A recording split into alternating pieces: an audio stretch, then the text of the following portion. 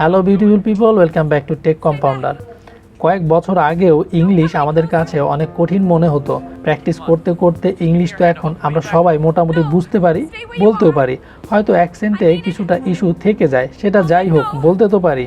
আবার লেখা দেখে পড়তেও পারি। কিন্তু এই ইংলিশ বাদ দিয়ে যদি হিন্দির কথা বলেন তখন কি করবেন? তখন তো বিপত্তি।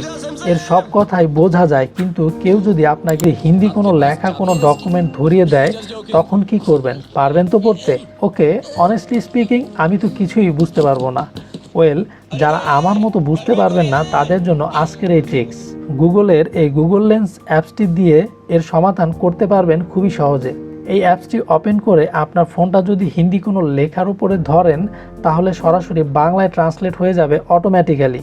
এভাবে দেখেন, ডকুমেন্টের সব লেখা বাংলায় শো করছে। ও ভালো কথা, শুধু হিন্দি না, চাইনিজ, জাপানিজ অর কোরিয়ান যে কোনো লেখা অটোমেটিক্যালি বাংলায় ট্রান্সলেট হয়ে যাবে, আর আপনিও খুব সহজেই বুঝতে পারবেন লেখাগুলো। এটা কোথায় পাবেন? এটাকে পাবেন গুগল প্লে স্টোরে। সরাসরি গুগল প্লে স্টোরে চলে যান, গুগল লেন্স অ্যাপসটি ডাউনলোড করে ইনস্টল করে নেন।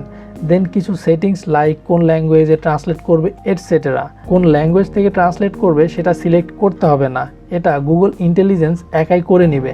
ট্রিক্সটি পছন্দ হলে প্লিজ লাইক দিবেন আর চ্যানেলটি সাবস্ক্রাইব করে আমাদের সাথেই থাকবেন।